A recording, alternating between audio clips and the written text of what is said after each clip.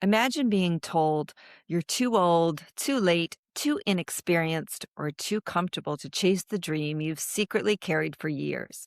Most people never take the leap. They stay where it's safe. They convince themselves that someday will come later. But every now and then, someone decides to bet on themselves. Today's guest packed up her life, left Maryland behind, and moved to Nashville, the city where thousands of talented artists arrive every year hoping to be discovered. It's a place where dreams are built, tested, and sometimes broken. But Kaitlyn Croker didn't just show up, she got to work. In just a few short years, she shared stages with some of country music's biggest names, performed at iconic venues like the Bluebird Cafe, the Johnny Cash Farm, and the Frank Brown International Songwriters Festival, and opened for artists like Cole Swindell, Todd Tillman, Rhonda Vincent, and Shenandoah. She's a singer, songwriter, guitarist, and rising artist whose journey reminds us that courage isn't the absence of fear, it's moving forward anyway. Today, we're talking about chasing dreams, taking risks, finding your voice, and what it really takes to build a life around your passion. Please welcome Kaitlyn Croker. Oh my goodness. Thank you so much for all of that. That was so sweet. I'm so happy to be here. Thanks for having me. Girl, at 21 years old, you've done a lot. We have fun. I've been very blessed, and everything I do is with my family, so we get to experience it all together, and it just makes it that much more amazing. That's beautiful. So let's start at the beginning. What was little Kaitlyn like, and when did music first become part of your story? Well, the first thing that pops into mind is little Kaitlyn definitely annoyed the brothers because I would sing the same song at the top of my lungs about 100 times. But I started at a really young age singing around 4 years old, and I would just sing all my Disney princess songs. My parents say they first realized I could carry a tune when I was singing Annie. Tomorrow was my favorite song, and they just encouraged me to keep pursuing music. And I think we all thought early on it was just a fun little hobby, and she's okay, like she just enjoys it, yada yada. And then I started playing shows, doing musical theater and everything, and it just got to the point where during COVID, we were like, all right, there's nothing more to do in Southern Maryland. There's nothing more we can do to, help push you. So let's all pack up and move to Nashville together. So little Kaitlyn, I think, still pinches herself saying like, wait, do I live in Nashville? Is this real life? What? Oh, wow. How did your brothers like that when when your parents were like, okay, we're going to invest in Kaitlyn's career? Well, one, extremely supportive, but also they were both off at college at that point in time. Okay. So it was a big shift. We all moved into an RV in Nashville because the housing market was so crazy. So, it was kind of like we're doing what together as a family? So we did experience that summer 2021, right after COVID, together, but then they got to go their separate ways. And then I was, here in Nashville trying to meet people because we didn't know a single soul. I was homeschooling, all while trying to start a music career in a new city. So there were a lot of emotions, but my brothers were extremely supportive, and it just felt like the right move for the whole family. Okay, I love it. Well, it seems like it was because look at you, you're a rising star. Okay, do you still know the words from Annie? Can you give me a little bit of Oh my gosh. sing sing it for us? I know I'm putting you on the spot. Yeah. Yeah, I'm like, I don't even know if I know the verses, but tomorrow, tomorrow, I love you. Tomorrow, you're always a day away. I, I love it. Did you ever get that role? No, actually, no, none of the schools or groups I was involved in did Annie, but I would have Nobody did loved it. to do that. Yeah, it's just so beautiful. So do you remember the first moment you realized music wasn't just something you loved, it was something you needed? Ooh. Um, well, I remember coming home from school, just being a kid, like going outside and playing, eating dinner, and then when we would clean up dinner, I would just karaoke for like an hour, just any kind of song. I'd look at the like suggested songs next and just be like, oh, cool, I'll sing that. And And I just remember singing for as long as I could until my brothers were like, "Go to another room," or "Go to bed." But it was just that freeing feeling, I think is when I was like, "This is incredible." I absolutely love belting at the top of my lungs. I love these songs that I'm singing, and I just wanted that feeling to go on forever and ever. Oh, is music part of your family? I mean, did your parents were they singers or musicians or Well, my mom has a really good ear. She would say she would absolutely not sing. She can carry a tune though. And my dad, he tells people he's won a karaoke contest before, so he's pretty legit.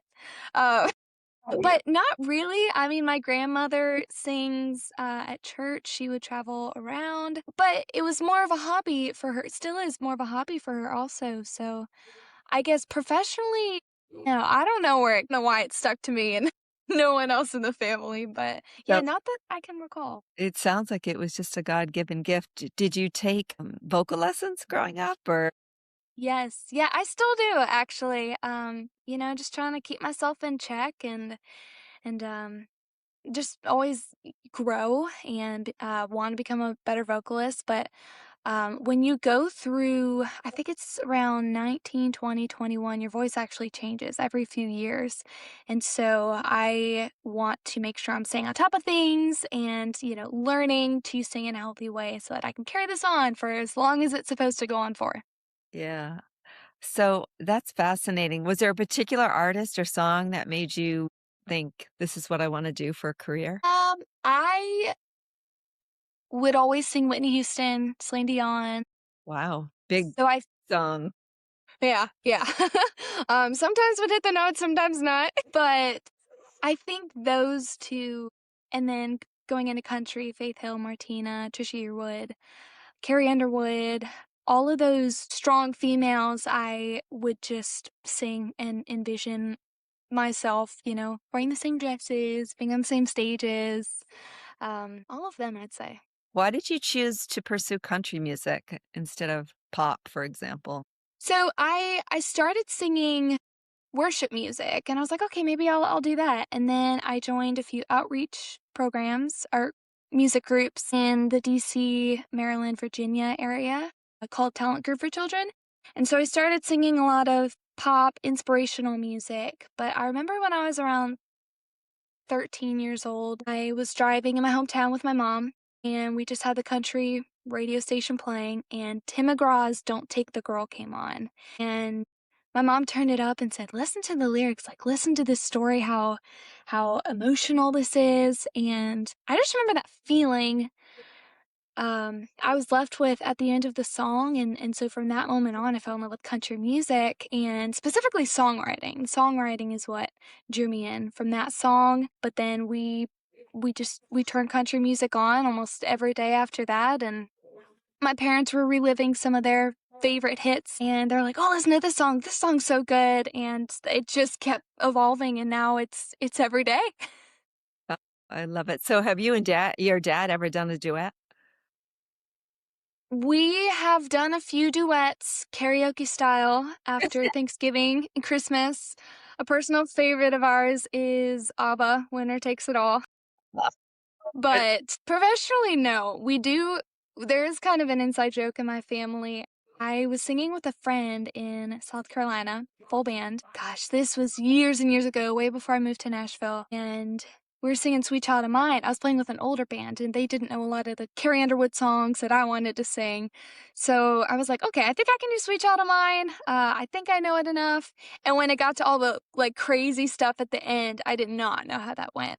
So my dad ends up taking the mic from me and singing it, and it wasn't the greatest, that show. He was he was so into it though. So I guess that was our one show opportunity singing together, but That's funny. So my daughter and I have a thing we do to Meatloaf's Paradise by the Dashboard Lights, where she and I do the role playing and we sing, and it's terrible, but I love it. it's fun. Well, we have to, yeah, we perform for all of her college friends when they come down to visit. I make a complete fool of myself for my daughter because Kaitlyn, I That's so sweet. it's a fun memory, but I can't sing. My daughter can sing. She's like you, but you know what? I'm happy to make a fool of myself. It's okay. Oh my gosh, that is so sweet. That's precious. Hey, everybody can sing in the car and in the shower. So, Right? I'm not gonna make a living out of it, that's for sure. So tell me, what was the hardest part for you and your family about deciding to leave Maryland and start over into, going to a city where everyone is chasing the mhm. dream?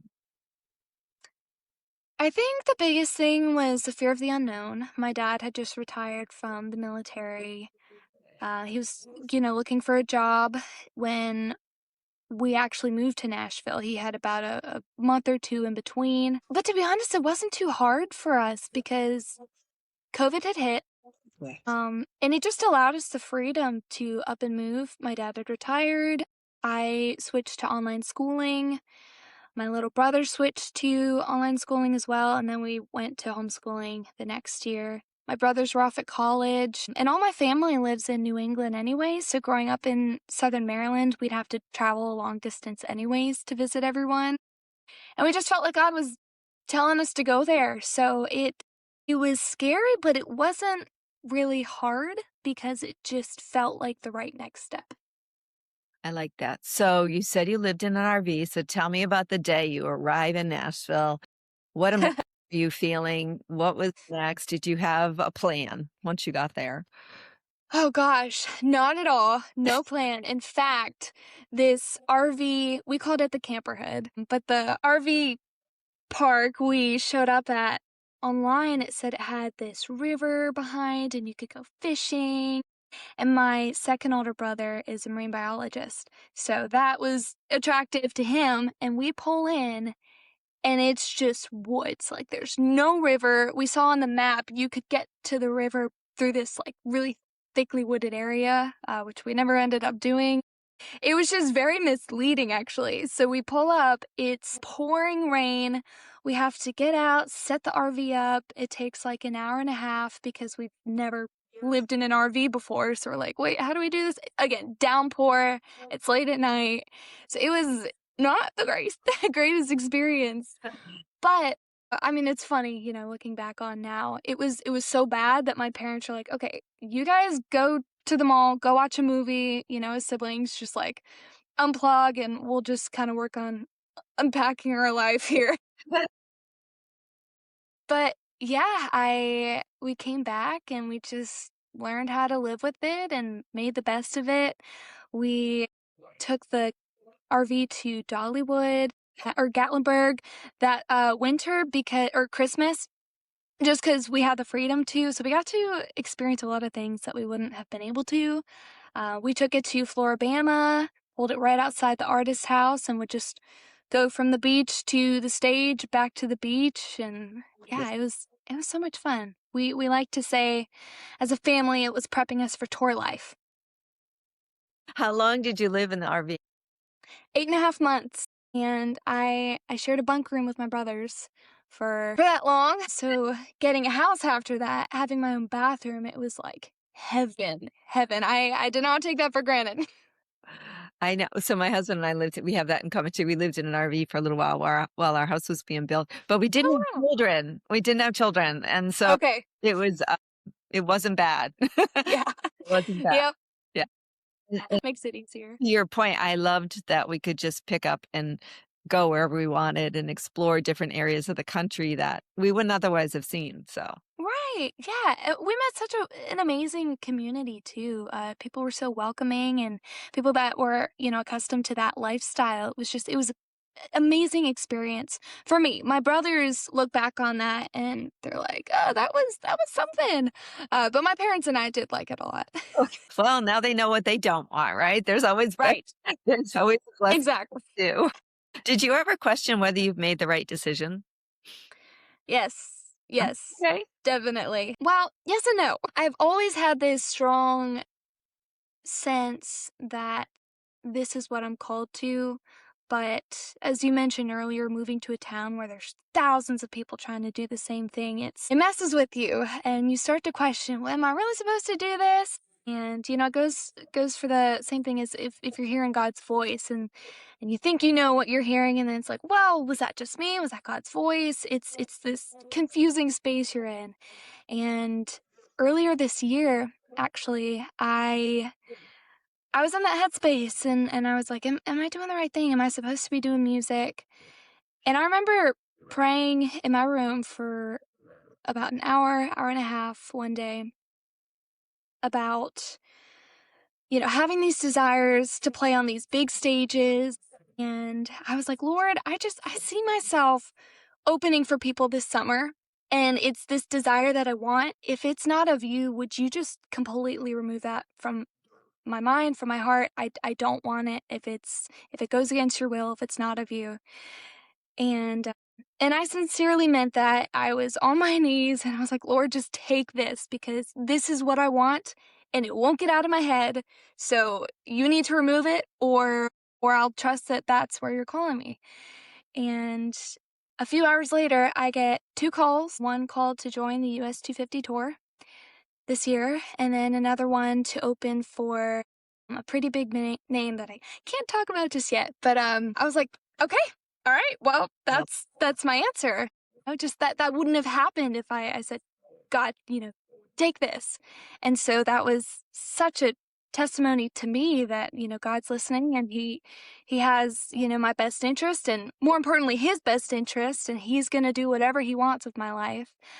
And so I did kind of try to give it up, and God said, "Not just yet." you know what? That gives me chills when I hear people tell me that their prayers are answered so quickly. When you're looking for guidance and you're looking for direction, Mhm. you surrender it to God. And within a day, he's like, I mean, it always, because sometimes people question their own faith, right? And so Yes. it's just, it just seems so powerful to me that so quickly you were like, "Oh my gosh, I get the call. Got it. I'll stay on the path." You know what I mean? Like, Mhm. I just love that. Yeah, it's such a crazy feeling, and I hear stories of people, doing that for themselves all the time, and it's another thing to do it for yourself and believe it, and then when that happens and God shows up, it's like, "Okay, okay, this is real. This is what he wants." It's the Yeah. greatest feeling. Well, congratulations. That's amazing. So, Thank you. what surprised you most about Nashville once you got there? How inviting and welcoming everybody was. I thought it was going to be so cutthroat. I'd heard stories about LA and New York, and there's going to be so much competition. But I remember going out meeting people and them saying, "Hey, let's grab coffee," or "How can I help you? Hey, do you want to write?" All these things. And if somebody didn't have the answer, they'd say, "Let me put you in touch with a good friend of mine." Just the network of people that have been so incredible was extremely surprising because I was not expecting that at all. So, let's pivot. You brought up songwriting a couple of times. So, I want to talk a little bit about that. Where do your songs come from? You write most of your own songs at this point? Correct. Yes, yes. Yeah, I write multiple times a week. With all kinds of different people. We try to have it come from the heart. Sometimes it's just a funny or weird idea, and we're like, well, let's put on this hat today and let's play this role and see what happens here. But most of them start from you? I mean, are they mostly are they personal stories, or what inspires you to write your song? Mhm. It's a mix of personal stories and what I see and what I take note of, that other people experience. I was told when I first moved here that I was a boring writer because there's not a lot of fun things to write about in my life because I haven't gotten into a lot of trouble. I was 16, I didn't drink, so I didn't do any drinking songs. I had never been in any relationships, so, you kinda take out the 3, like, biggest things, and people are like, "Well." Yeah, yeah. Yeah. Dog Breakups, they're love, alco they're dog Yeah, yeah. So, people are like, "Where's the real life experience that we're gonna draw from?" But recently, I there. feel like It's there.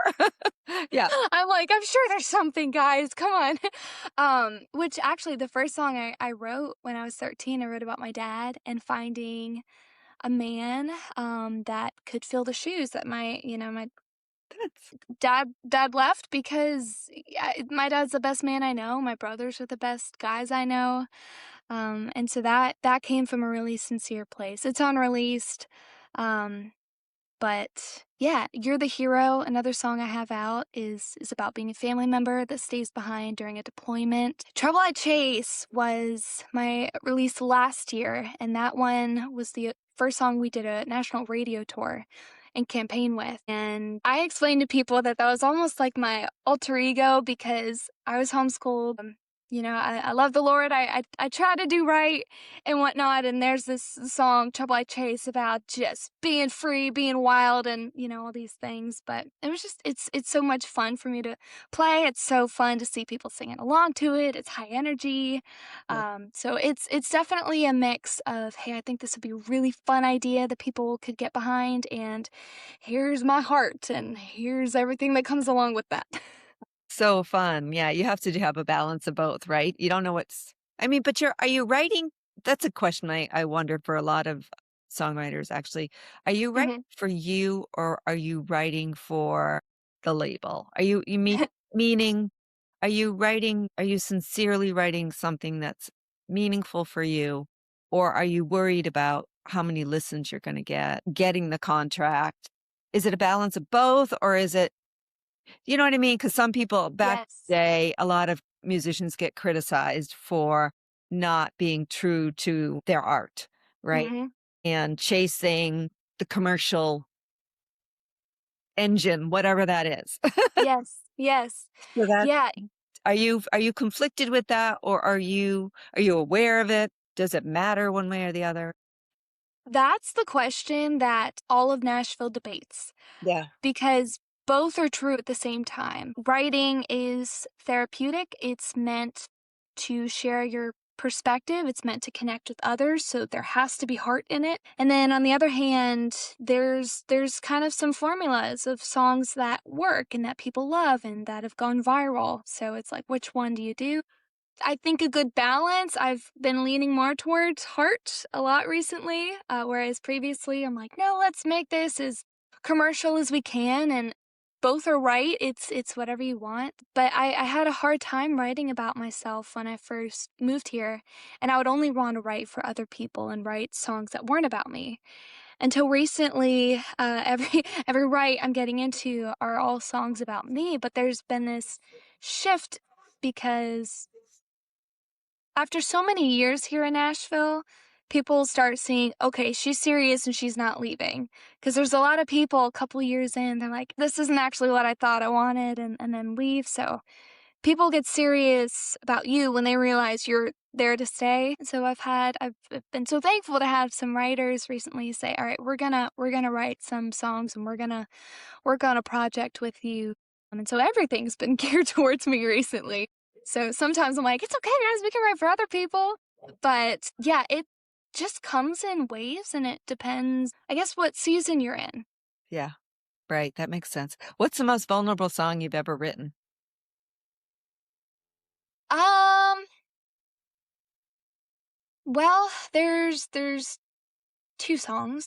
One is a song I wrote with a hit writer, Lance Carpenter. He's such an incredible mentor. He's one of the people I look up to most in this town, and it was inspired by something my brother said.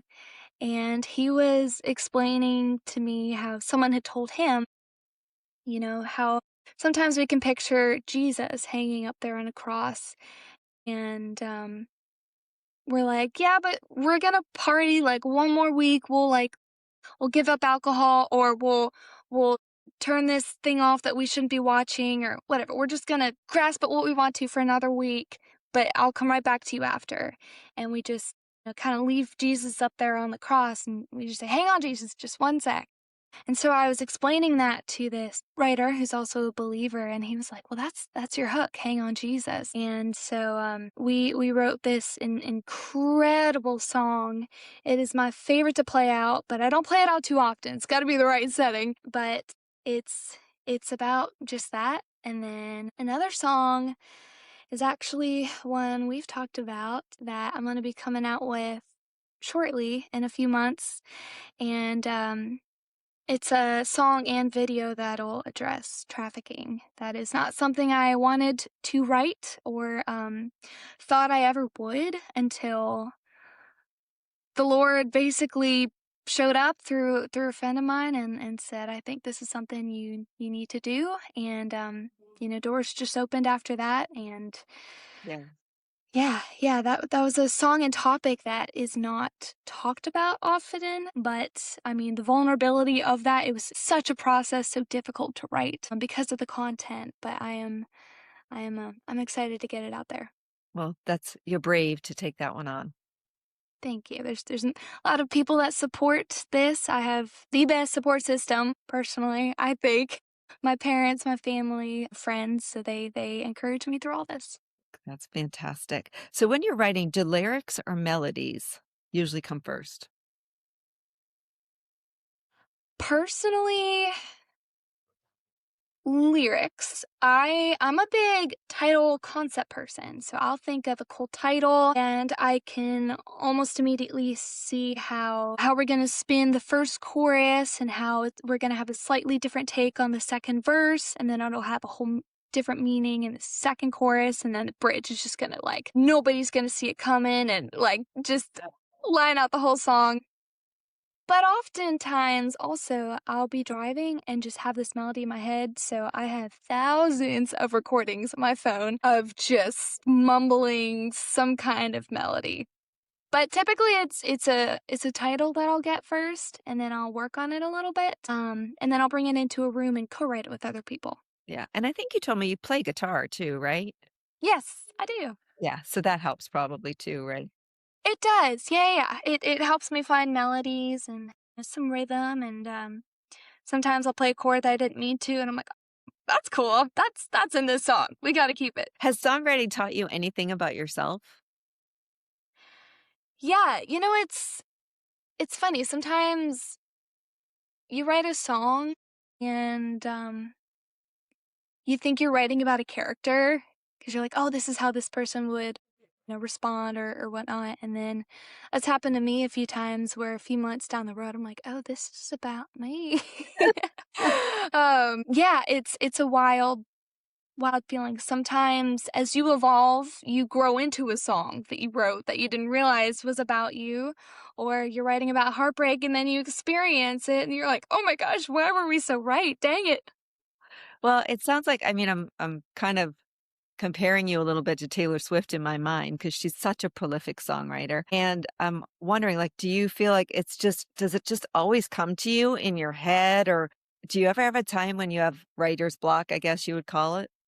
When there's a lot going on in my life, so I'm an independent artist, so I take care of, the booking, social media, like everything that encompasses it, travel, all that, as well as try to be creative and, perform and rehearsals and everything. So when life gets so busy, it's hard to still be creative. Whereas when, I do have some help and people, taking care of different aspects of the career, I'm able to be an artist more and be more creative. So, I guess it's just busyness is the block, is my writer's block. But, the second I am able to lessen my load a little bit, it just kind of comes and it'll keep me up at night, it'll wake me up in the morning, and yeah, it'll just come at the most random times. The amount of times I've been in the shower and I have to run out and grab my phone before I forget something, that happens a lot. I'm one of those. Yeah, I like to write, not music, but I like to write too. And something will come in for a podcast or something, and I'll be like, "Oh my gosh!" And if you don't do it right away, it's like It's so sad. It's like, "No, it was so good," or "I really liked it." gonna capture it right away. All right, we're gonna go on to your rise and how things have happened so rapidly for you, or seemingly rapidly. So you've shared bills with artists like Ashley McBryde, Mm. Thompson Square, Bridget Tatum, and opened for Cole Swindell. Was there a moment when you thought, "Wow, is this really happening?" Oh, yes. Yes, every day. Yeah, I actually saw Ashley McBryde on Sunday. We were at the meet and greet, and we were in the green room, We're about to walk out into the convention center, and I see Ashley, and I'm just like, "What is life? What is going on?" And we were talking and catching up for a little bit, and we took a picture. But I mean, yeah, just a couple days ago, that was 3 days ago, I think, I had that moment. Cole Swindell show, I got a call 6 days before that show happened. I had never had merch before. I had never played a show that big, and it was in my hometown. So it was there was kind of a lot riding on that show. Um, my team worked around the clock to help get merch, figure out travel plans. I had musicians come along with me and figure out, all the logistics and marketing and whatnot. And so the day of, my childhood best friend was there, my kindergarten teacher, and everybody, I mean, in between from high school to church to, my brother's friends came out to support me. And it was just the most magical, incredible day. It was the stage I always dreamt of singing on as a little girl and going to these concerts. And I'd be like, oh, wouldn't it be so cool if one day? And I never really thought that would happen. So that was a pretty big pinch me moment as well. But anytime anything happens in Nashville, I'm so grateful. I'm so thankful because Yeah. music seems like a pipe dream as a little girl, and yeah, never thought I'd be living in Nashville and doing this. It's crazy. I want to back up a little bit to Cole Swindell and how that happened for you. So explain to our listeners, like, so you're performing, I'm assuming, all over Nashville and you've recorded several songs. How does someone like a Cole Swindell find you and say, we want you to open for the show? So it has to do with your team and connections. Okay. So my publicist had reached out to the woman who books talent at the Cavalry Museum in my hometown, and they have a summer concert series that happens. So they have 4 major artists come, I think in June, July, August, September, and we've been trying to book those shows for a long, long time, and it just so happened that it worked out and we got a call back that we were not expecting. Again, we had all these big shows on our calendar and we are like, all right, wouldn't it be cool if we were able to open? And when it got to like 10 days out, 7 days out, we were like, yeah, not gonna happen. Not at all.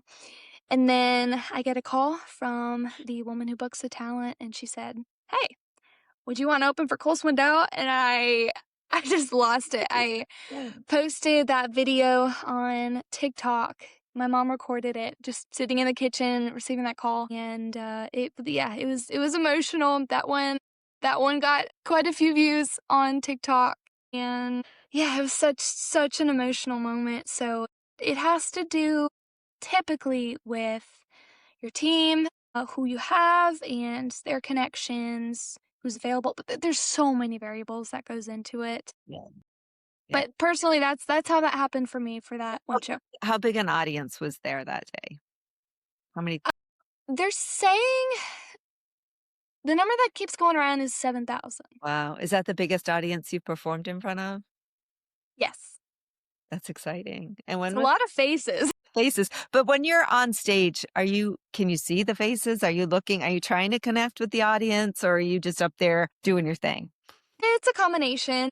Typically, you get the jitters out the first Yeah. song, so, you might just close your eyes and look really into it, and it's like, okay, now I can look at the people. But I've grown a little bit since then, so now I'm able to, take it in more in the first song.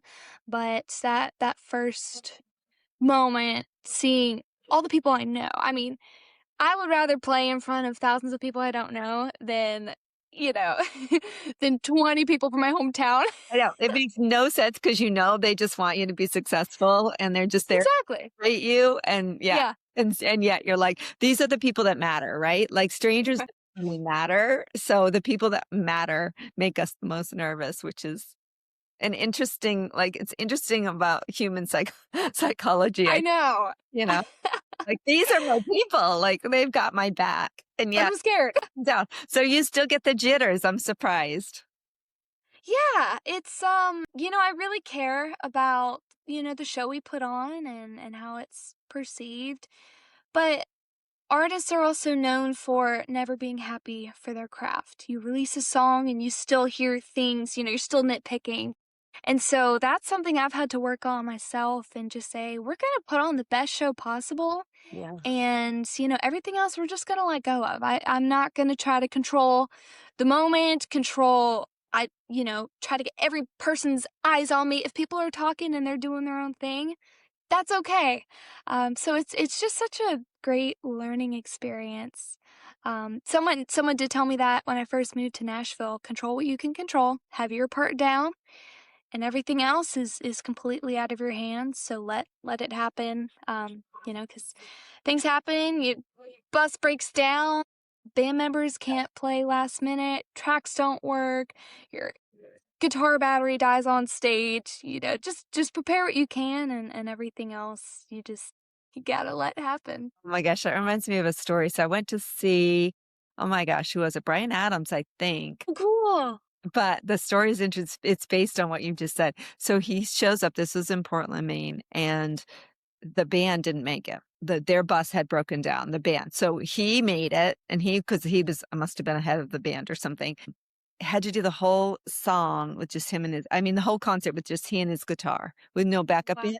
It was the most amazing experience I've ever had at I'm like, thank God. Like this was so special to just have this whole concert of, acoustic guitar and him, and it Wow. just felt so intimate, and I'm like, I'm kind of liking the fact I just felt blessed to be able to witness that moment. And he was probably like, the show must go on, right? It has to go on. Yep. Yep. And it's not like you can just call up a backup band that knows all his songs. Right. Right. Right. So Oh, that's incredible. I know, isn't that amazing that they didn't? I was just so happy he didn't cancel the show because he could have just canceled. Yeah, easily. And he went Yeah. ahead and was like, I got this. So impressed, Yeah. very impressed. And you probably think that much more of him now because he did that, you know? Yeah, the purity in his voice anyway, like he doesn't need like a lot of, I think that's true of a lot of artists.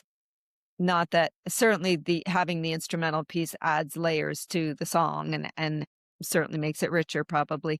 But that being said, a lot of people that just show up acoustically with their voice and their instrument is just it's a special I think it's a special way to present your material. So Yes. if Yeah. Yeah.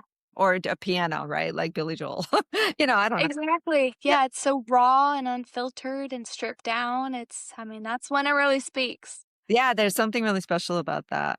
So tell me about what it was like performing at the Bluebird Cafe. Gosh, so for 2 years, I lived in a rental house with my family, maybe 3 minutes from the Bluebird Cafe, so I'd drive past it every single day, Yeah. and the first time I played, it was the first time I actually went there, and, it's this crowded little room and a little sound system and the most iconic people. You mentioned Taylor Swift. Everybody has played there, and it is so sought after. And yeah, I just remember thinking yet again, how is this happening? And never thought I'd be here, but here we are. And thank you, Lord. This is incredible. So for those who don't know what the Bluebird Cafe is, can you tell our listeners why that's such a special place? Of course, yes. Yeah, the Bluebird Cafe is an iconic songwriting venue in Nashville. There's been movies made about it. It is literally a little bar that they cram people into, and you have four people in a circle playing original music. Some people are so unassuming, they'll show up, they'll play their songs, and they're the biggest song in the world, and that's the person that wrote it. But it's such a special, stripped down show that happens every single day where you get to hear the true heart, the stories behind the songs, and there's no theatrics. It's just pure heart and song. Wow. I think I'd like it there. I have to go up. I've only been to Nashville one time and I've got to get myself back up there. Yeah. Gotta come. Got to come. So, back to Cole Swindell. Do you get a chance to meet when you're an opening artist? Do you get to meet? the headliner, I guess? It depends. That show in particular, Cole did get back on his bus. They had to so sometimes it's a time thing. They'll have to play in Missouri, say, the next day, so drive from Maryland to wherever. Yeah. And so sometimes it's a matter of, "Okay, great show. Get on the bus. We gotta head out." So that show I did not get to, but I did get a great spot. I was able to see inside stage and be able to move around a little bit, and he puts on an incredible show. He's so fun, so high energy. All the people I was with really enjoyed him. Oh, that's awesome. So you may have already answered this, but I'm going to ask this anyway. You performed at some legendary venues and festivals. Is there one performance you'll never forget? Ooh. I'm gonna say 3rd and Lindsley. That is another venue you might not know outside of Nashville, and I actually just got to play it for the first time a week ago, 2 weeks ago, and I'll be playing it next week also. That just crazy how, you never play a venue and then it's like, "Hey, let's book you for 2 shows," and it's Give like, everyone the date. "Praise God!" Give everyone the date. It's June 17th. June 17th, yes, and both are and were full band, and that's such an iconic venue also. I mean, a lot of big acts, when they pass through Nashville, will play this venue. It's smaller than you'd think. The capacity, I'd say maybe around 300, but the sound is incredible, and even last week, I got to see some of my heroes on stage, Bridget Tatum, Pam Tillis, Ashley Cook. We're all there. The caliber of talent that has stepped on that stage and graced that venue is through the roof. Have you ever had something go completely wrong on stage? Which time? Yeah, I mean, I don't know that I can say anything that could have gone wrong has gone wrong yet, but a lot has gone wrong. Music has cut out, mics cut out. Mm. Yeah, I had a lot happen when I was a kid playing around the DMV area and worship. Some Sundays, just things would happen with the music, or I had a fever, was crazy sick, and you just learn to, okay, well, something happened. Let's finish the song out, or finish strong, or do whatever you can in the moment to keep it going. Yeah, there's no one particular moment that's coming to mind right now, but there's a lot that happens, and you just gotta go. Okay, next. That's awesome. What have you learned about confidence as a performer? Well, they say fake it till you make it, and I have definitely found that to be true. I, as a kid, struggled a lot with fear, and my mom would have to give me pep talks going on stage, like, "You can do this, you gotta snap out of," I was paralyzed with fear as a kid, and that's something I've had to work on and grow out of, and I attribute that to attacks of the enemy. Like, this is the gift that God wants, shared with the world. And, Satan doesn't want that. And so, what can he do to mess that up? And so now I recognize that, and I'm able to, claim authority over it nowadays. Sometimes I don't catch it though, and my family, still prays over me and rebukes attacks of Satan and whatnot. But I think it's just walking in full authority and confidence. When I got to this point, I still struggle, but of knowing I'm not here for me. This is not my gift at all. This is not my career. Everything that has happened is purely of the Lord. And so, someone told me about 2 weeks ago that my only job is to show up and sing and walk through open doors. Um, in front of me, and so that's given me, a sense of peace and confidence to know that God's in control, complete control, because there's so many things I see around me, like, "Oh, I have to do this, I have to meet this person, and blah, blah." It's like, God's taking care of it. Um, It's great. and that's something I've learned very, very recently, and I'm sure I'll learn another lesson in confidence in a few more months. It's this ever evolving thing, Yes. but yeah. That's a great lesson, though. How do you handle rejection, criticism, or comparison? A friend of mine said also a few weeks ago that musicians get rejected more times in 1 year than most people do in their life. And I don't know how true that is, Yeah. but it's every day. You look for affirmation in the posts, in the songs you play, in how you look, in how you sound, every part of it.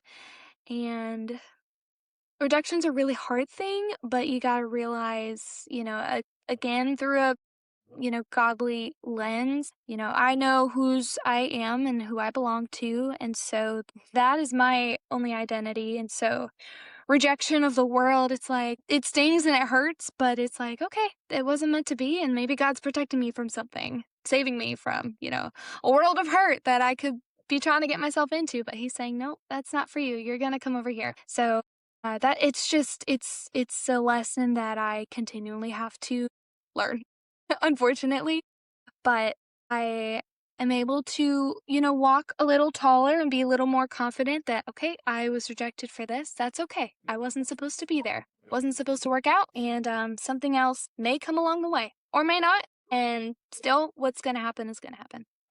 It's funny that you say that because I've always found throughout my life that if there's been rejection or something hasn't worked out the way I'd hoped, inevitably there's always something better that comes Right? along. It's like Yes. you're holding on to this hope that I'm supposed to be doing this or I wanted this so badly, and then it doesn't happen. And then a little while later, something great happens that you hadn't even like you said, hadn't even given yourself permission to imagine.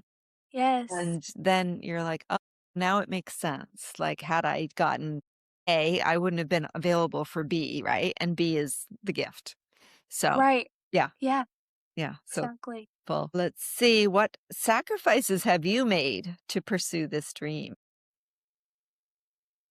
Well, I would say it's a family sacrifice. We had to sacrifice, move in an additional 7 more hours from family, so we don't see our immediate family too often. Man, I don't know, simply because we try to make the most of it, and it doesn't feel like we're giving up too much. I will say sometimes, we as a family will have to split up. My parents help manage, they're on the team, very involved. And so, I had to miss my brother's birthday this most recent month, and he was turning 13. It's kind of a big one for a little boy. He was excited to be a teenager, and I did miss that. I was on a writing retreat. I have missed some of my other brother's shows or birthdays because of shows and whatnot. So it's missing some things, but they understand where you're coming from. The only way I get paid is by playing shows and selling merch, and so it's like you got to go do that. But at the same time, we try to make what we can work out, and we just appreciate when we're together that much more. How many brothers do you have? 3. 3 brothers, and you're the only girl. Yes, yes, that's right. And are any of your brothers also pursuing a music career? It's funny. They can all sing Okay. really well, but they don't. They have amazing voices, though. I do have a dream of releasing a song with them.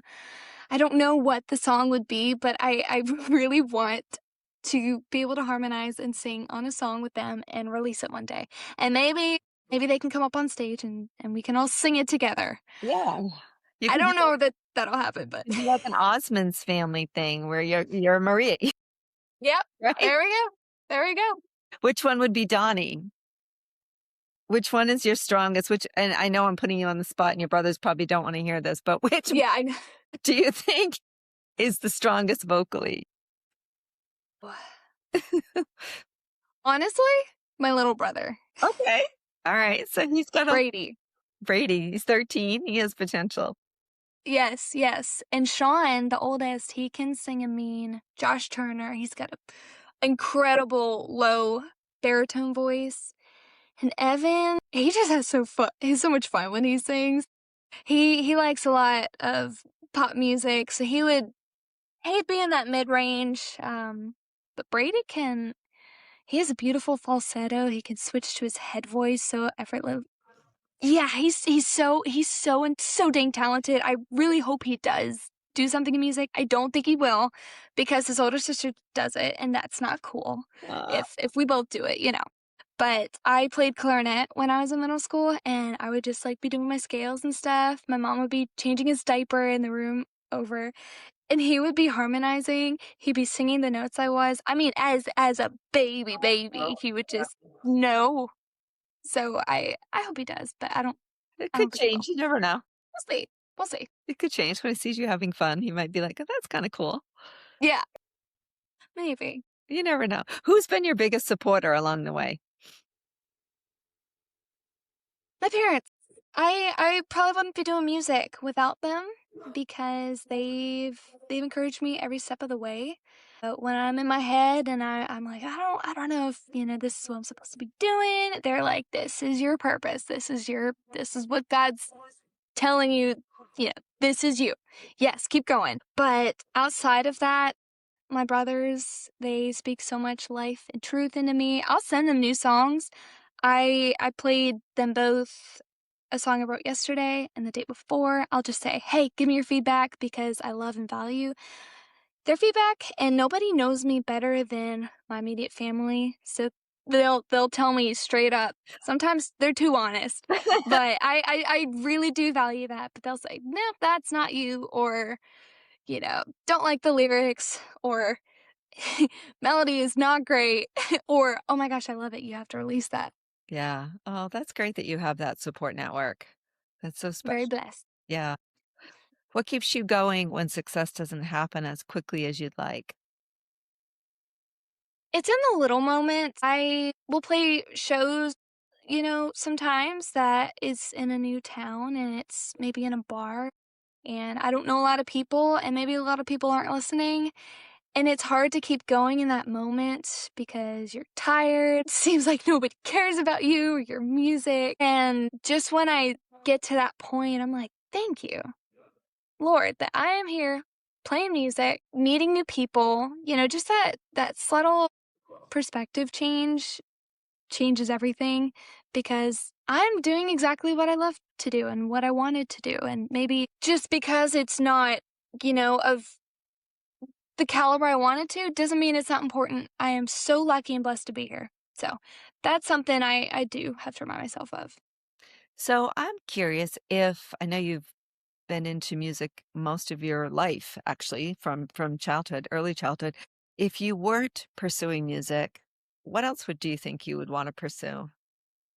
So I wanted to be an aerospace engineer, test pilot for NASA. I wanted to follow my dad's footsteps and be a fighter pilot. I was obsessed with space, so I was like, all right, well, maybe I can fly and I can go to space. So that was my combination of making those two things happen. And it wasn't until COVID, or maybe right before, where I was like, okay, I'm gonna do music. But freshman year of high school, I still had my heart dead set on doing that because, again, music seemed more of like a pipe dream. So I don't know why I thought, getting into Cornell and being a test pilot for NASA seemed easier. But actually, funny enough, when I did move to Nashville, I met with an entertainment lawyer. And he said, what else do you want to do? And I told him that. And he said, do that. That's a lot easier than music. And I'm like, really? And he's like, yes. But I still do have a dream of maybe singing from space one day. We'll see. But that was where I wanted to Wow. And so your dad was a fighter pilot. guide him. So interesting. I just interviewed a fighter pilot like last week for another. Oh my gosh. I know. Isn't that No crazy? way. They probably know each other. They say there's a very small community. Yeah. Small world. I know. That is That's pretty. amazing. I know. I know. It's an interesting story about his time as a fighter pilot. He since went on to entrepreneurship and is doing other interesting things. But anyway, Awesome. yeah, it's just, yeah, synergies, lots of synergies. Did your dad retire? Did he serve 20 years or how long did he serve? He served 26 years. 26. 26 years. So I'm actually really excited. I was born in California with my 2 older brothers, and we moved when I was 11 weeks old. My dad transferred from the Navy to the Air Force, Okay. right when I was born, and so we haven't been back to California since then, and I'm gonna be playing a show, like, 2 hours away from my hometown, July 3rd, so I'm gonna get to see some of the people I see all the time on Facebook that have followed me this whole time that I've never actually met, so I'm really excited about that. But my dad the whole reason I am from Maryland is because my dad was DC Air National Guard, and we didn't move around a lot because he was that was his main station. So I was blessed enough to live there for 16 years, and he went on a few deployments. But yeah, as soon as he retired, 2 days later, we moved to Nashville, Wow. I think, which was crazy. He had his retirement ceremony, and then we were like, "All right, let's go." But we are so proud of him. We're so proud of him and his service, and, he's one of the best guys I know. He is so smart, he loves this country. Um, yeah, just so much pride for all that he's done. Well, please thank him for us for his service for sure. Thank you. That is Will do. a very dangerous job to Yeah. perform. So, yeah, yeah. I'm sure you went through a lot during that time, ups and downs. So, Mhm. looking ahead, what are you most excited about right now? I am working on some new music, and I'm working on a project. I can't say too much about it currently, but I've only released singles up until this point, and so I'm excited to, put my heart and soul into my first project and release it out into the world. But we're writing for that currently. And then we have some shows coming up. We mentioned June 17th at Third and Lindsley. Yeah. I'll be in Chicago this weekend. I'm leaving tomorrow. Yeah, California's coming up and just a bunch of other places. I love traveling more than anything, and so getting to play music, meet new people, that's what I live for. So between that and new projects coming out, so lots of exciting things. And what can fans expect from your upcoming music? They can expect a turn from my previous music. We're we're getting a little edgier. Okay. All right. I like it. Stoked for it. I am too. I'm excited for you. If you could open for any artist tomorrow, who would it be and why? Guns N' Roses. I was not expecting that answer. I know. Yeah, I love rocking out. I love Sweet Child of Mine, and there's so much energy. They're so full of energy on stage. You have to be when you play that kind of music. But I would love to be around for that. I'd love to open for that. I guess I'll put a country name in there. I'm obsessed with Cameron Marlowe. He's up and coming. He's killing it right now, but his voice is like butter to me. He's got a super soulful sound. I've been a big fan of his for a few years now. All right. I don't know who that is, but I'm gonna have to You have to check him out. look it up now. Cameron Marlowe. Yes. 5 years from now, what would success look like for Kaitlyn Croker? Well, it would look like hopefully the same thing. I love doing life with my family. I love, like I said, playing music. I mean, I'm kind of simple-minded. I just you appreciate the little things, and so try to find the joy in everything. And so hopefully it's looking a lot like this, a close family, still pursuing music and helping people and getting to meet new people. I like that. What do you hope people feel when they listen to your music? Well, I guess whatever it is that we're trying to portray in the song, I would say heart, but sometimes you just want to let loose and forget about, your day for a time. Whatever the song is supposed to allow you to feel, I would just hope and pray that that is actually coming across and that is what people are receiving from it. All right, now we're going to shift to the last word. I promised you this. And Yes. this is either one word or one sentence answers. You ready? There's five of them. Okay. All right. What's one thing you're grateful for today? Life. Okay. For you, what's a lesson you're still learning?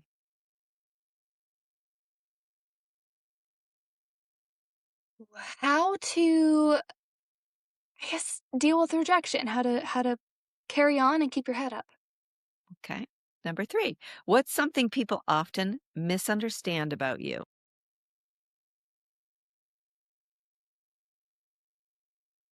That I have a lot more to say than what people perceive of me because of my age. That's a good one. Thank you. That's a good one. I like that. Number 4, what's one piece of advice you'd give someone afraid to chase a dream? If you think about every outcome, you'll never do it. So you just have to start and trust that that's what you're supposed to do. And final question, number 5, at the end of your life, what do you hope people remember about Kaitlyn Croker?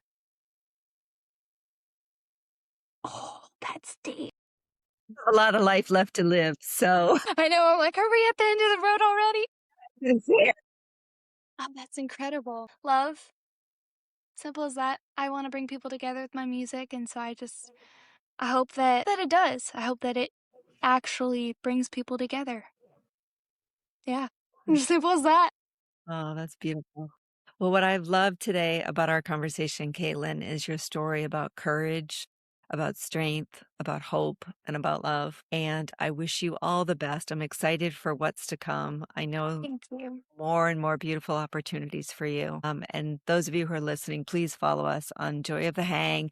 And if this episode spoke to you, please share it with a friend and take a moment to subscribe to our channel, both on Spotify, YouTube, and Apple Podcasts. We're available on all platforms. So looking forward to coming up to Nashville and seeing you live. Yeah. So for you, first time I guess I met your brother first. Mhm. Really enjoyed our conversation. Was so happy to meet you and your mom, and you just have a beautiful family, and I can't wait to meet the rest of them. Thank you. I know they would love to meet you, and I did want to say from the moment we met you, you are so beautiful on the inside and out and have such a sweet, sweet spirit. So it has just been an absolute honor and privilege being on here. This has been so refreshing. This is incredible. And I'm gonna share the heck out of this. Well, I love what you're doing. I appreciate you very much, and I know you've got beautiful, great things to come. So keep doing Thank what you. you're doing. All right, take care, Caitlin. Thank you so much. Bye.